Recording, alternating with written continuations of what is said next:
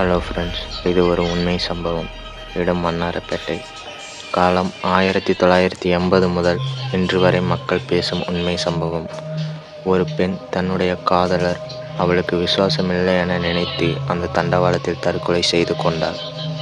அந்த சம்பவத்திற்கு பிறகு ரயில் ஓட்டுநர்கள் சிலர் ஒரு விசித்திரமான சத்தத்தை உணர்வதாக சொல்ல ஆரம்பித்தார்கள்.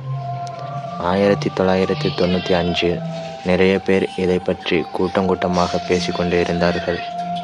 ஒருத்தவர் லாஸ்ட் ஷிஃப்ட் முடிந்து போய்கொண்டு இருந்தபோது பின்னால் ஒரு சத்தம் கேட்டதாக சொன்னார்.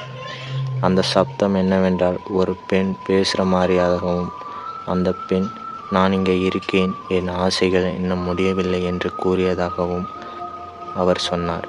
சிக்னல் போஸ்ட் வேலை பார்க்குறவங்க கூட சொல்கிறாங்க, அந்த நேரம் வந்தால் ரெட் சிக்னல் தன்னாகவே ஓப்பன் ஆகிவிடும் என்று. இது வெறும் கற்பனை அல்ல, இது ஒரு உண்மை சம்பவம். இன்று வரை மக்கள் பலராலும் இதை நம்பப்படுகிறார்கள். இது போன்ற மர்ம கதைகளை கேட்க தயவு செய்து நம்ம யூடியூப் சேனலை சப்ஸ்கிரைப் செய்து கொள்ளுங்கள். இது உண்மை சம்பவமா இல்லையா என்று சென்னை மக்கள் உங்கள் கருத்துக்களை கமெண்ட் பாக்ஸில் தெரிவியுங்கள். நன்றி, வணக்கம்.